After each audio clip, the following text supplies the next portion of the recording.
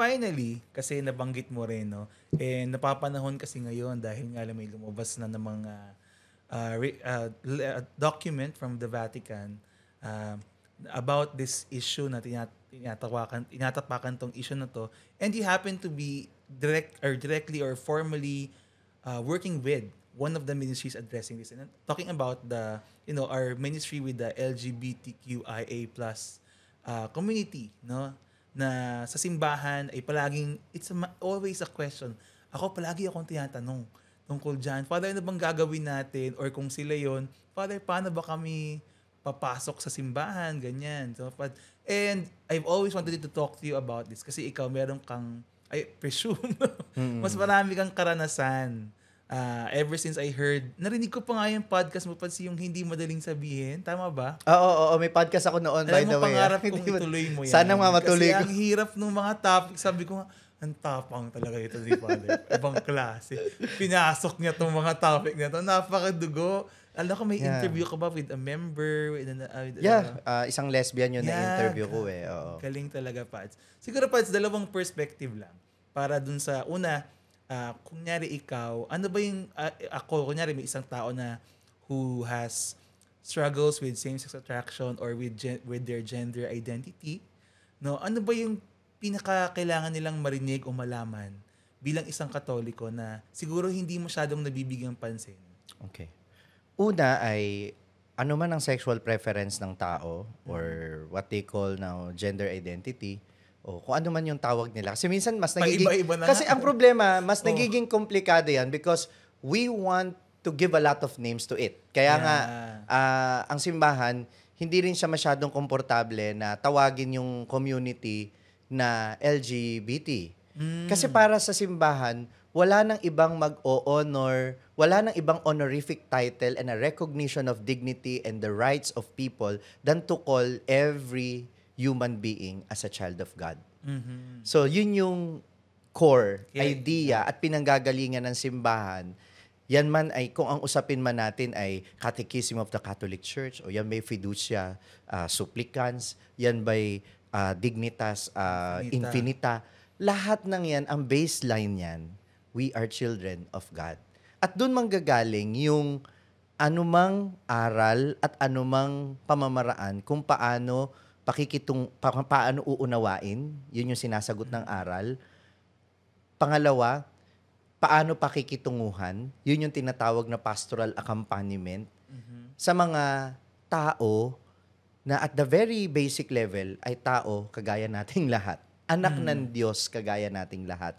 Kaya kung meron mang unang dapat na malaman yung mga tao na merong na nasa ganitong sitwasyon o nasa ganyang pagkilala sa sarili, unay dapat i-reiterate na anak sila ng Diyos. Mm-hmm. Anak sila ng Diyos at hindi na bago ang pagmamahal sa kanila ng Diyos dahil lang sa mga karanasan nila at dahil sa nararamdaman nila. Ang pakiramdam, ang feelings naman ng tao, it's neither wrong or right. Mm-hmm. Kung nararamdaman mo yan ay dala ng pagiging tao mo, meron kang pakiramdam. Ano lang ba yung nagiging mali? Yung mga actions natin bilang tao, that our action seems to be incompatible to what God wants for us, doon siya nagiging kasalanan. No? Sino bang hindi nagkakasala? Di ba lahat din naman tayo, regardless of sexual orientation, regardless of our personality, lahat tayo talaga ay prone to sin.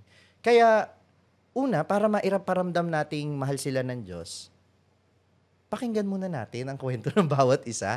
Kasi minsan parang pine-presuppose natin na yung idea natin ng pagiging LGBT or ang idea natin about persons with same-sex attraction ay pare-pareho. Na para bang minsan kapag nakakita ka ng isang cross-dresser, iniisip po, ay malandi yan. Minsan, sorry for that term, baka bawal dito sa podcast, no? Wala namang censorship sa Spotify. Wala. Na kapag nakakita ka ng lalaki na may kasamang lalaki na parehong may itsura, minsan iniisip mo, jowa siguro yung dalawang yon. No? O kaya nakakita ka ng dalawang babae nakasakay sa Mio. Sabihin mo, siguro tomboy yan. Pero alam mo yun, ang dami nating mga stereotyping, ang dami nating mga prejudices against. Kaya nga, tinuturing sila na isa sa mga marginalized community because they are always misunderstood. And what is the key to understanding them? Listen to their stories. Yun yung sinasabi ni Pope Francis na who am I to judge? That we cannot give a declaration na para bang lahat sila ganito and we are judging them accordingly. No. Kung meron mang declaration ng simbahan, ito'y nagtuturo tungkol sa pangunawa niya, hindi sa taong partikular, kundi doon sa issue na kanilang kinapapalooban. So, dapat malinaw yun na parang halimbawa na, when I speak about good politics, I am not speaking against bad politicians. Parang ganon. Na parang, I can speak generally about what is good politics. I can speak about what is good governance. But that doesn't mean that I am condemning people in the government or I am condemning politicians. Ganon din. The church speaks and teaches according to her right about same-sex attraction, about gender identity, because she has this responsibility to teach. But it doesn't mean that the church condemns. Hindi porket hindi ka nag-a-agree sa simbahan, ay kinakalaban ka na ng simbahan. Magkaiba yun. Magkaiba yun. Kailangan ma-distinguish yun. Kasi ang simbahan, ginagawa niya ang lahat ng paraan para abutin ang kanyang mga anak. Para abutin ang mga anak ng Diyos. At paano ginagawa ito ng simbahan? Sa maraming paraan. No? Na hindi tayo aware. Una, pag nagsimba ka, hindi naman chinecheck kung anong gender identity mo.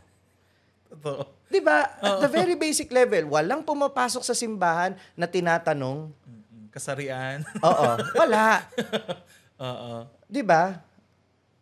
Kapag bininyagan ka, you are entitled to the sacraments, except if you know that you have committed sin.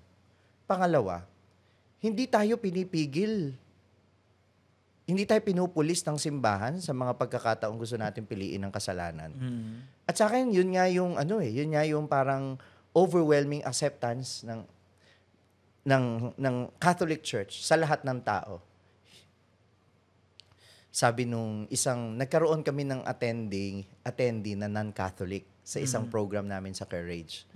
Na sabi ko, ba't ka umattend dito? Di ba ibang religion ka? Iba yung paniniwala mo. Sabi niya, wala naman pong ganito sa amin. Wala na. Sa amin po, impyerno ka agad. So, ganon.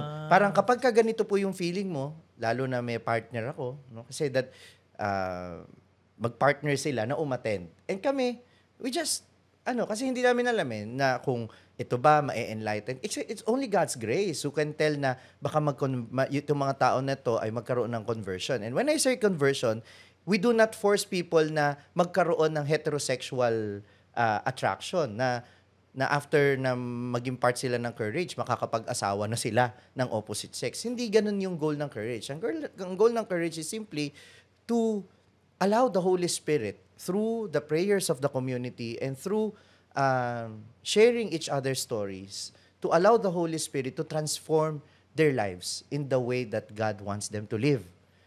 And that is a life of freedom from any unhealthy attachments. No? A life of chastity, in short. Kasi ano yung sinabi ni Pope Francis sa Patris Corde? He admires Saint Joseph because he loved with a chaste heart. And what is the chaste heart? It is a heart free from possessiveness. Ganun lang kasimple, na parang na pwede namang magmahal ng kapwa, anuman ang kanyang kasarian, basta't wala yung pag-aangkin at wala yung kagustuhan mo. Kasi yung sexual actions natin, yun yung kino-convey nun na gusto mong angkinin yung tao, especially yung homosexual relationship.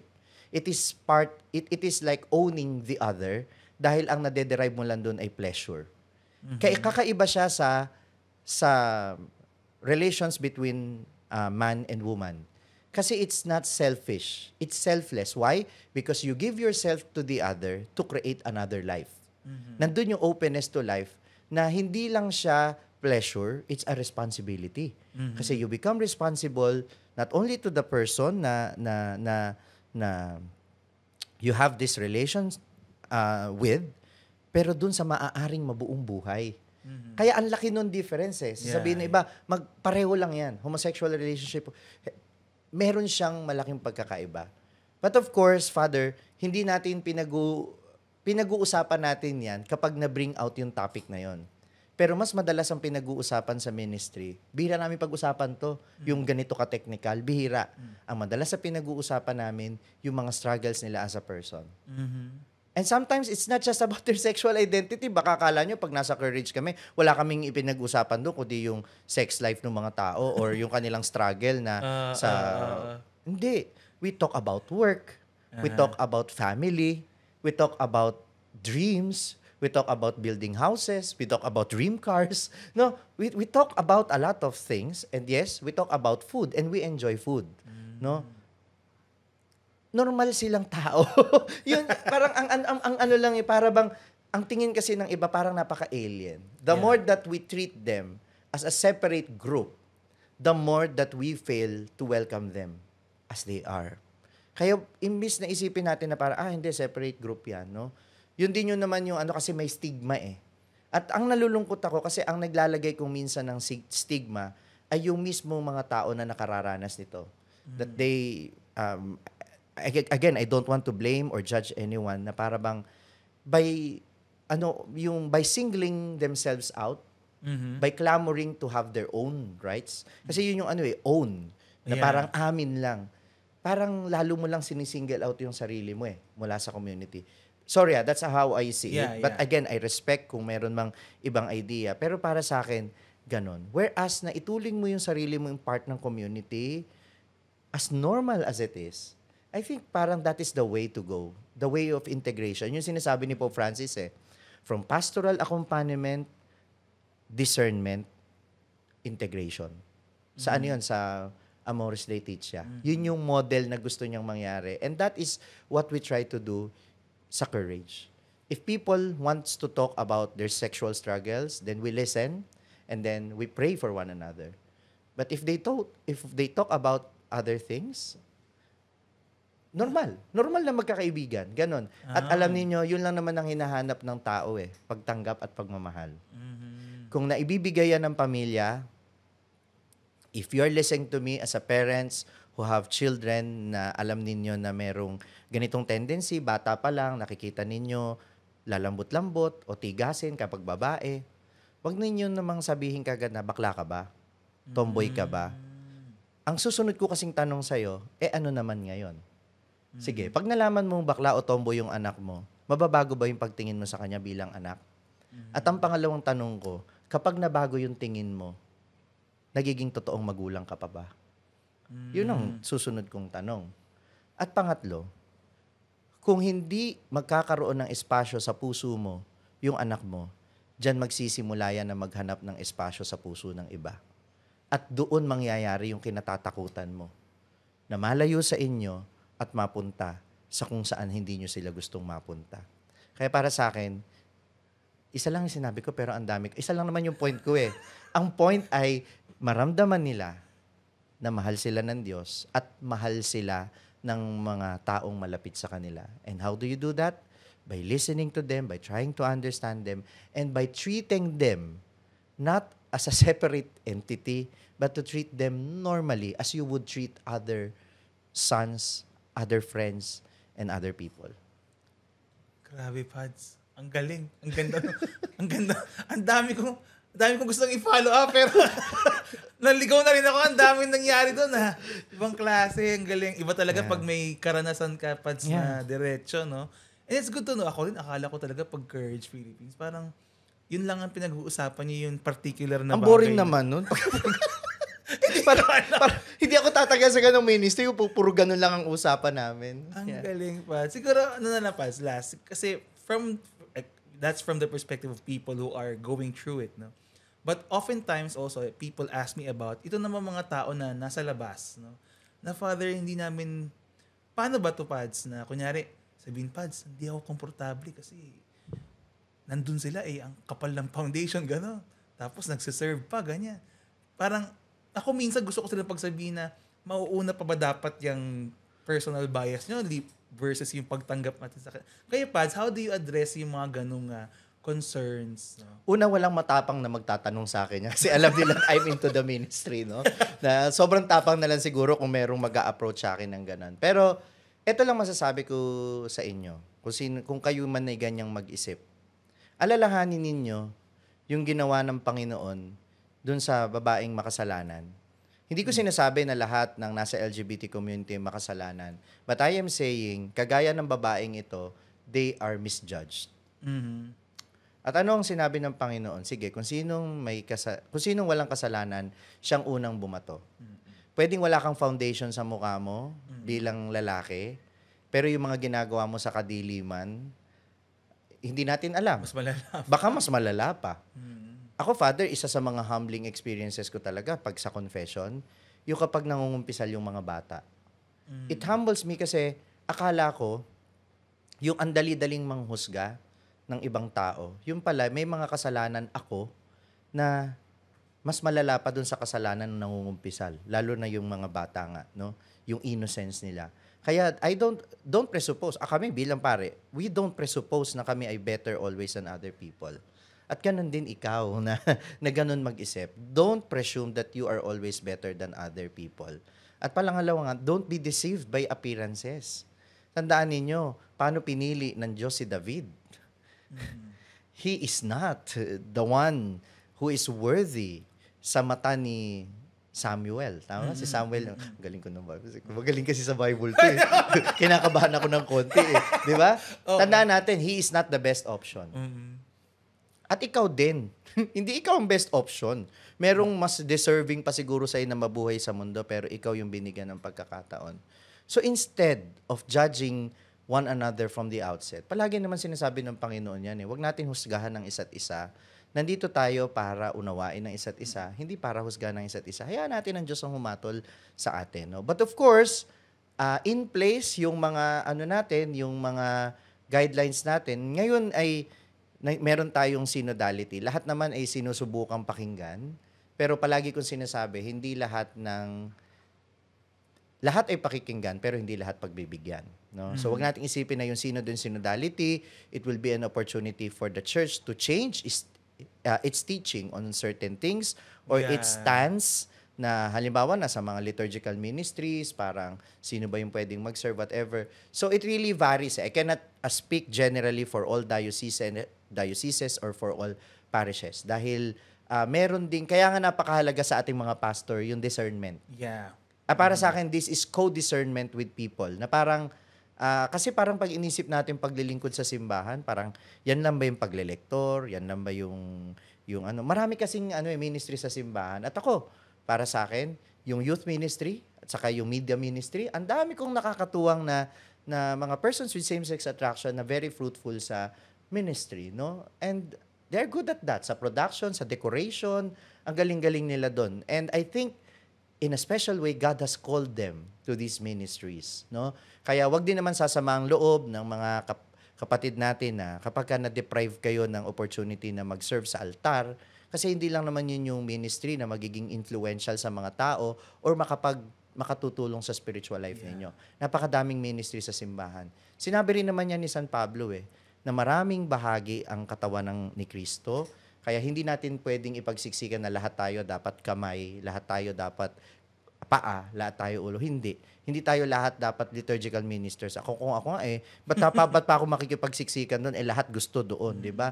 So, ang dami-daming ministry sa simbahan na pwede nating pasukan. Kaya kapag ka na-reject, no, sabihin na natin na baka ang dahilan talaga kung minsan ay discrimination. The call for us is really to humility. At yung humility ay nakaugaya, hindi dahil nagpapaapi ka. Ang humility ay dahil alam mo yung totoo mong worth at hindi mababago yon. Husgahan ka man ng ibang tao, i-reject ka man ng ibang tao, hindi mababago yung dignity na yon. Kaya you will continue serving the Lord in whatever ways possible. Don't just give up. Grabe, Pats. Ang sarap. Sarap ng episode na to. Wala akong masyadong ginawa. Nakinig lang ako. Sana palaging ganito, no? Salamat, Father Franz. Yeah. Siguro, just to close, no? Kasi a lot of people, sadly, not many people know about Courage. So siguro can you inform our listeners kung how do they like participate, support, or I don't know, get in touch with that ministry. Okay. Wow, very well. Thank you for giving me this platform to promote Courage. Courage is actually everywhere now. Mhm. Marami na awareness. I think there's one chapter in Cebu, there's one in Parañaque, there's one in Manila. Meron po mga Courage chapters na malapit sa inyo, and kami in Malolos, we are planning to put up an online version of Courage para Wow. we can accommodate people from other places, but we are still planning to do it. But you just search for Courage Philippines. It's a public page. Mag-message lang kayo doon if you are interested to join, if you're interested to help. Meron din kaming separate page sa aming Malolos chapter, sa mga malapit sa amin na mga probinsya o mga bayan malapit sa Malolos or around the Diocese of Malolos. Yung Courage Malolos chapter, no? Courage Apostolate Malolos chapter. Just simply type Courage Malolos, lalabas na yung page namin. Just message us. And you can even reach me personally sa pamamagitan ng aking Facebook page, yung sa Madaling Sabi, no? Minsan may mga courage concerns doon, and I accommodate them and I lead them to our coordinators, no, na very accommodating na i-assist kayo sa kung ano man yung information na kailangan ninyo. Of course, we are careful about your anonymity kasi hindi naman lahat ay willing to make themselves known out to the open. So this is still an anonymous group. We will not post your pictures. We will not divulge your names, and we don't even divulge the place where we meet, no? So medyo may pagkaano kami, ano matawag dito? Secret society ba? Hindi. Sasabihin namin sa inyo kung saan magkikita once we know that you are really interested and you are sincere in your intention to be part of the community.